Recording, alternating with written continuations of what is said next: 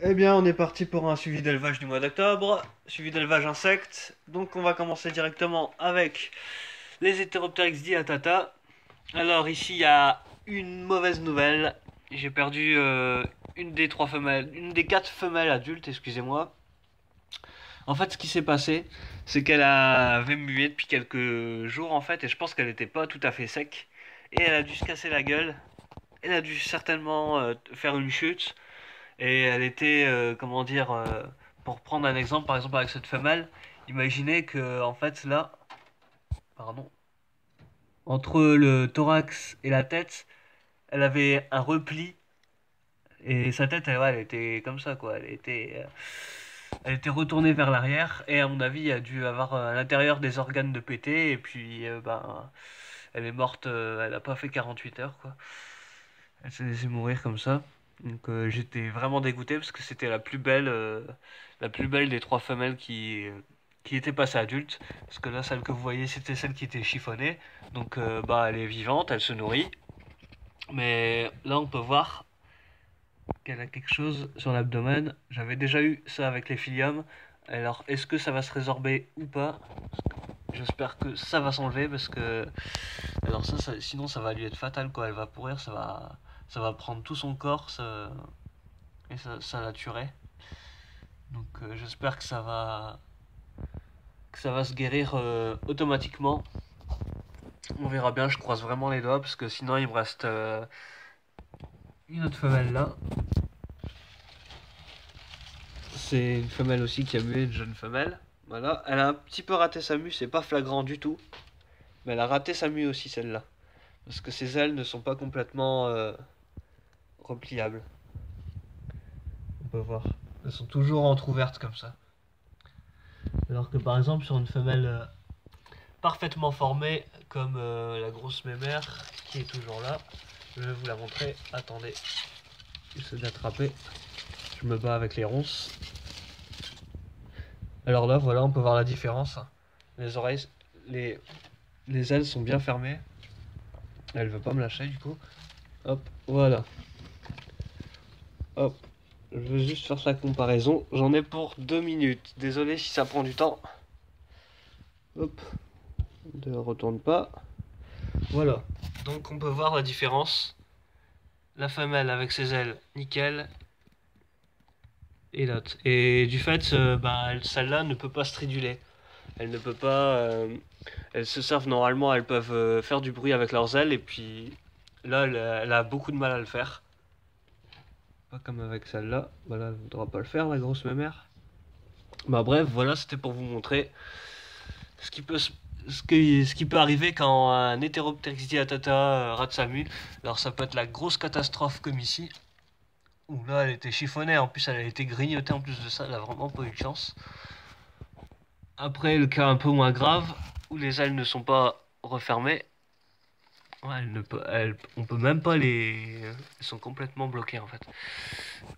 Et bah voilà, et sinon une femelle nickel qui a fait sa mue impeccable. Et celle-là, faut savoir que ça fait un an, ça va faire un an au mois de janvier qu'elle est passée adulte. Donc ça sera son petit anniversaire.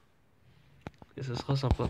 Voilà, donc il y a aussi les mâles qui sont passés adultes. Donc j'ai perdu le plus vieux, hein, celui qui était de la même génération que la vieille femelle.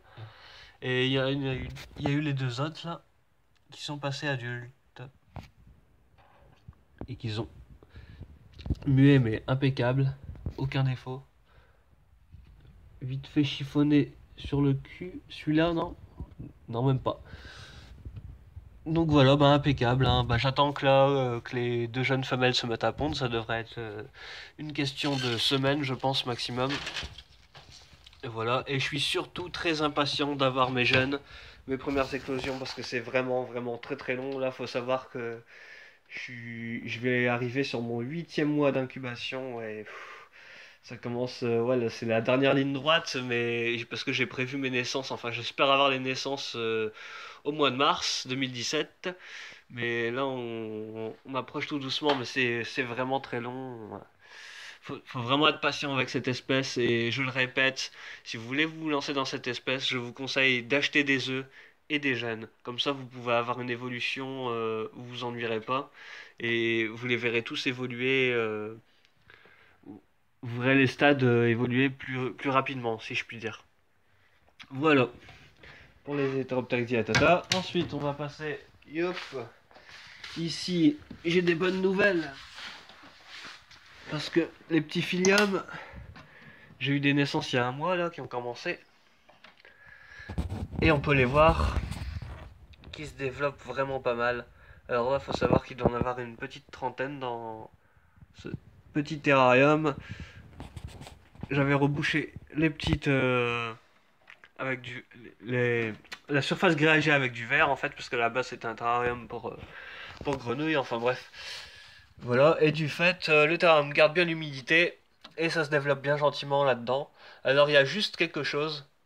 Au début, ouais, c'est sûr, vous avez un peu de perte parce que les premières naissances, c'est toujours très fragile, hein. Là, j'ai moins en moins de pertes, mais il faut savoir qu'il faut surveiller. Parce que là, vous mettez vos ronces là pour vos phasmes, mais vous faites pas forcément gaffe, et moi non plus hein, d'ailleurs.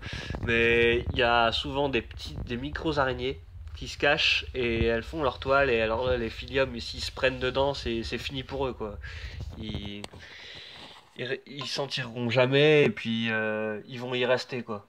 Donc faut faire gaffe aux petites araignées. Donc quand vous faites votre terrarium, quand vous préparez votre terrarium ou quand vous nettoyez votre terrarium, à la fin passez toujours un grand coup d'aspirateur dans les coins et sur toute la surface du plafond du terrarium, comme ça, dans les angles, partout. Limite même là derrière, il y a un truc où les araignées peuvent se planquer. Faut vraiment être vigilant avec les araignées pour les philiums parce que alors là c'est pour les autres phasmes ça passe encore parce que c'est moins fragile en général que le philium, mais là faut vraiment se méfier. Donc se méfier des araignées, une pulvérisation le soir. Moi c'est comme ça que je fonctionne hein, parce que voilà je pulvérise le soir une fois par jour et en général c'est le soir sinon le matin et ça se passe bien. Alors quand je dis pulvérisation, c'est vraiment un petit coup de pchit.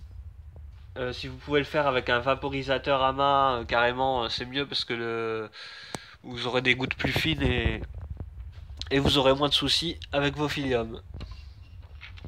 Donc voilà, donc là il y en aura bientôt qui seront proposés à la vente, hein. Donc n'hésitez pas à me contacter ou même à en parler dans les commentaires hein, si vous êtes intéressé par des petits philiums philippinicum. Ensuite, j'ai toujours ma troupe de dilatata, de Sangaya inexpectata. Voilà. Donc ceux-là, je les avais proposés aussi à la bourse de Béthune. Donc malheureusement, il n'y a qu'un seul couple qui est parti. Et voilà, donc là, il me reste une dizaine de couples adultes. Donc il faut savoir que c'est une espèce qui vit assez longtemps. Là, j'ai gardé ma plus vieille femelle, je l'ai gardée un peu plus d'un an à partir du stade adulte. Je l'avais acheté adulte et je l'ai gardé un peu plus d'un an pour vous dire. Et là, mes plus vieilles femelles ont 2-3 mois grand maximum. Là, elles ont commencé à pondre. Vous pouvez voir dans le bac. Elles commencent à avoir des œufs. Donc voilà, donc je vends des couples. Je les fais vraiment pas cher. Et il y aura un lot d'œufs forcément qui partira avec. Parce que je ne vais pas garder cette espèce.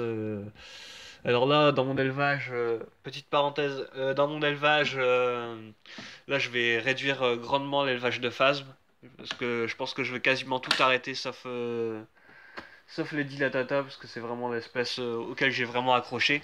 Mais je continuerai d'autres espèces d'insectes, sûrement du coléo, et je vais peut-être reprendre la menthe aussi, une ou deux espèces de menthe l'été prochain. Ça, on en reparlera, et du coléo. Mais peut-être aussi de ce trail, ça on verra. Peut-être une espèce, on verra bien. Ça sera la surprise, je vous tiendrai au courant. Mais les phasmes, voilà quoi, c'est. J'arrête quoi. En clair, je vais arrêter. Même ici, les Oricanta, je vais vous en parler tout de suite. Donc voilà, je vais arrêter. Donc Philium, je vais arrêter. Sangaya, j'arrête. Euricanta calcarata, j'arrête. Et il y a aussi ma femelle que je vais pas vous montrer parce que là, le terrarium il fait un peu pitié, il faut que je change la ronce. La femelle Thyracoidea, voilà, elle m'a fait 130 œufs, mais voilà, je vais arrêter l'espèce donc je pense que je vais vendre des lots d'œufs. aussi si vous êtes intéressé par cette espèce qui est assez grande. Hein, j'en parlerai de cette espèce, je ferai une prochaine vidéo rien que sur cette espèce et pour vous expliquer un peu tout ça.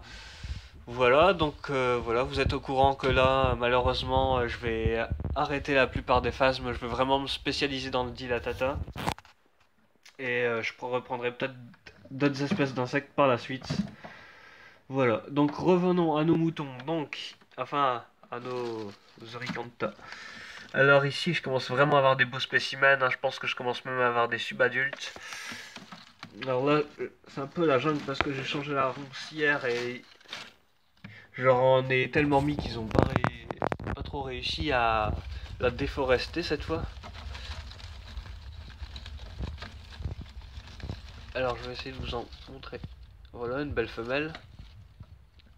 Tac. Qui fait la morte. Et j'ai un très beau mâle qui est subadulte et qui va certainement, c'est le premier qui va passer adulte. Alors là, j'aurais bien voulu, j'essaierai de vous montrer une vidéo si j'ai l'occasion de le voir muet. J'essaierai de faire une petite vidéo sur sa mue. Mais là, je le vois pas. Donc là, pareil, hein, je dois avoir 6 couples environ. Et voilà, pareil, ils sont à vendre. Donc je les fais pas cher hein, si vous êtes intéressé.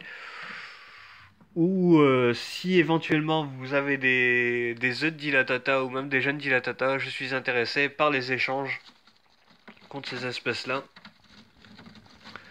Ces espèces que je vais arrêter malheureusement. Voilà. Excusez-moi, un peu malade. Voilà, donc voilà les femelles et les mâles que je vais vendre. Si vous êtes intéressé, n'hésitez pas dans les commentaires. Et voilà, voilà. Donc je vais arrêter. Hein. Je pense que vous avez compris. Je vais arrêter les phasmes à part les dilatata. Donc voilà, bah je crois que c'est tout hein, pour ce suivi d'élevage. Bon, j'espère pas vraiment, mais je pense que vous les reverrez quand même. Il est possible que j'ai encore des phasmes pour le mois de novembre qui seront dans un suivi d'élevage. Sinon, il y aura plus beaucoup de suivi d'élevage insectes. Hein. Ce sera plus reptile tant que j'aurai pas trouvé des espèces intéressantes pour remplacer les phasmes. Voilà, voilà. Donc je vous tiens au courant de tout ça. Et puis, ben, n'hésitez pas à mettre un pouce bleu et à partager. Hein, surtout, j'aimerais vraiment pouvoir partager tout ça à tout le monde, au plus de monde possible. Et voilà, ben, si je me suis inscrit un peu sur YouTube, c'était pour pouvoir partager mes vidéos avec les autres personnes et regarder un peu voir comment tout le monde faisait ça. Et je trouve ça génial. Donc je continuerai malgré on est vraiment pas beaucoup hein, sur la chaîne pour l'instant. Bon, j'espère que qu'on continuera quand même et puis qu'il y aura plusieurs suivis d'élevage parce que je compte vraiment vous montrer des trucs ouf. Alors pour l'instant c'est que le début hein, vraiment c'est vraiment le début de la chaîne. Donc pour l'instant c'est normal qu'il n'y ait pas grand chose encore à montrer. En tout cas niveau insectes hein, pour l'instant pour les insectes je vais vraiment me perfectionner un peu là-dedans.